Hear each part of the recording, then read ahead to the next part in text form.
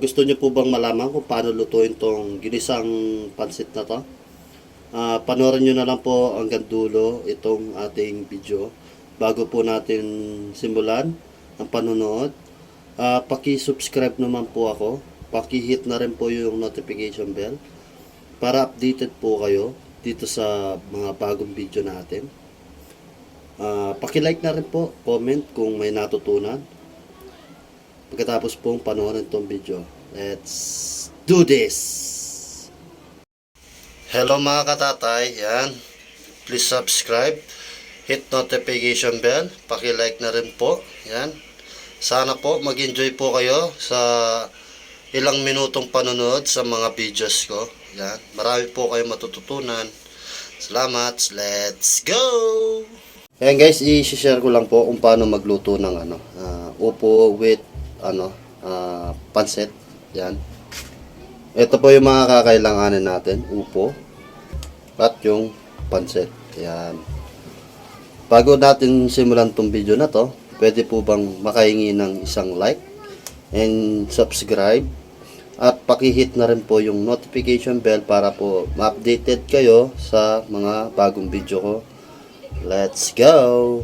Simulan na po natin. Ayan, simulan na po natin mga katatay. Bago tayo mag-iwa-iwa ng upo, ianda muna po natin itong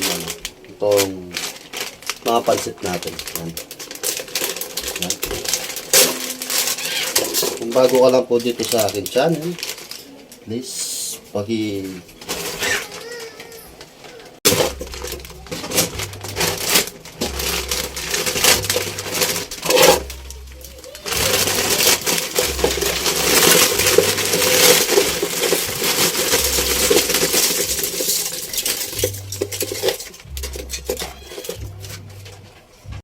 ayan, binabad na muna po natin. Mga mga 2 minutes, tanggalin na po natin sa tubig. Yan. Habang binababad po natin yung pansit natin, ang gawin naman po natin, maghiwa-hiwa ng upo. Yan. Ayan po, kumuha muna po tayo ng kutsilyo, tapos peeler. Simulan na po natin. Yan. Ayan.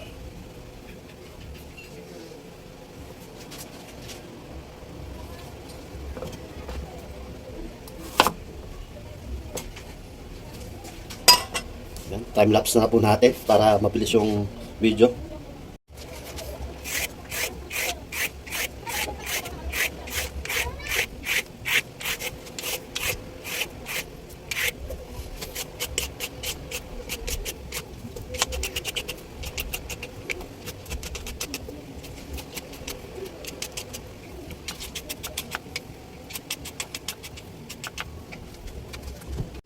Kaya nakita nyo na po kung paano siya balatan gamit tong peeler.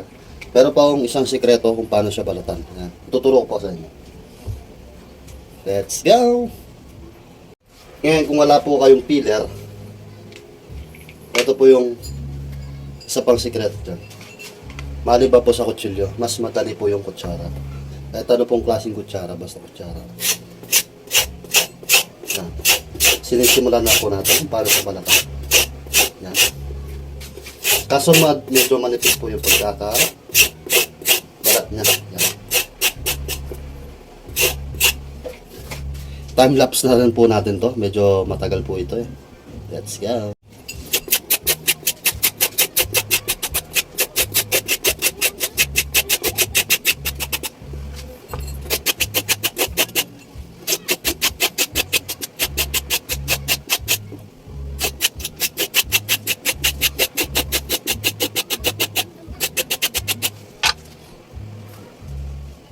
Ayan, nabalatan po natin sa gamit kong kutsara. Yan, ganito po kalipis yung pagkakabalat na. Tingnan nyo nga po yung pinagkaiba sa peeler at kutsara. Yan. Kaya po yung pinagkaiba nila. Yung sa peeler, medyo maayos po yung kalat. Pero sa kutsara, medyo makalat. Yan. Kitang-kita nyo naman po sa camera. Yan. Mag-iwa-iwa na po tayo. Ayan guys, kitang-kita nyo naman po kung paano ko sila binalatan gamit yung peeler at kutsara. Ayan. Ito yung sa kutsara, ito yung sa peeler. Yan. Sana may natutunan po kayo sa kung paano at ano ang pinagkaiba ng peeler at kutsara. Yan, simulan na po natin chop-chopin. Ito, aminado naman po akong matanda to. Yan. Tirang tinta po namin itong mga to. May mga 4 na araw na po sa amin to. Pero, kaya naman. Kasi kami, may technique po kami para makain pa po namin itong upo na matanda.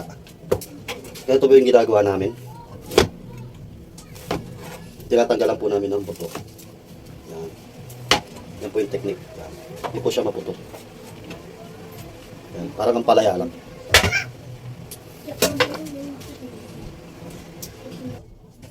Yan. Kitang-kita nyo.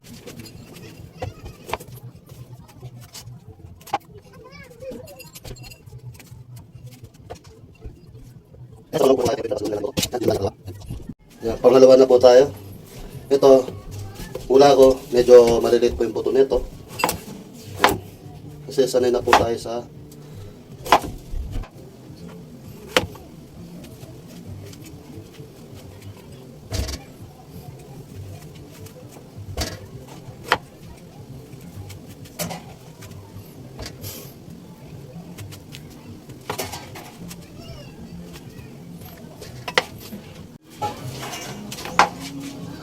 pag giniwa po kasi siya, dapat manipis. Yan.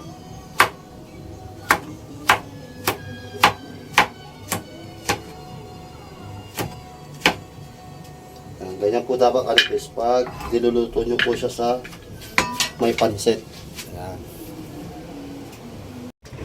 Ayan guys, sindihan na po natin itong ano natin. Kalan. Painitin muna po natin.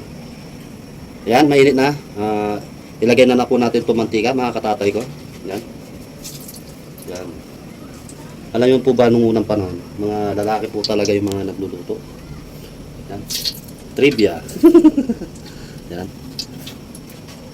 Tapos, pag mainit na pong ganyan, ilagay na po natin itong sibuyas, bawang.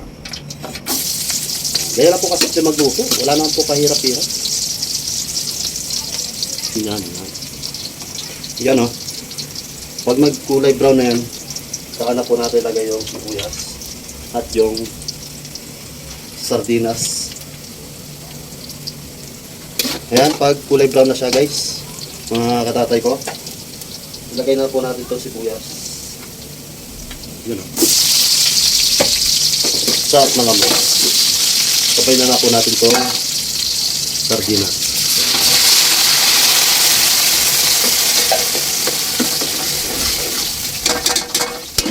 Ampas-ampas oh.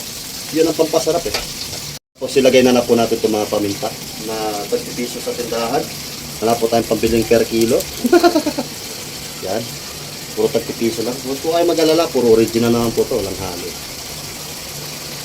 Walang halo po yan. Mas mapaminta, mas masarap. Yan. Yan po yung tamang ano yan. Yung tamang proseso ng pagluluto sa upo. Yan. Ginisang upo na with sardinas. Yan. Tapos lalagyan natin ng ano,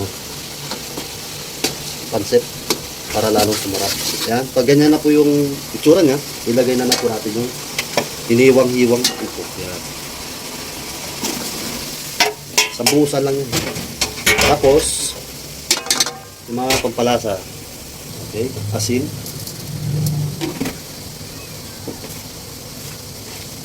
Pampatanggal ng lansa. Asukal. Yan. Yan. Isang kutsara ng asukal. Yan. Habang kinigisa po yan, ganyan po dapat gawin natin. Yan. Kawag nyo na po lalagyan ng tubig, magkukusang magtutubig na po yan. Yan po yung sikreto ng pagluluto ng upo.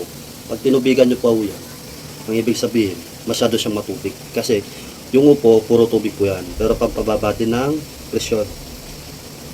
Ito po niluluto natin, ayan, nagsasabaw na ng paunti-unti.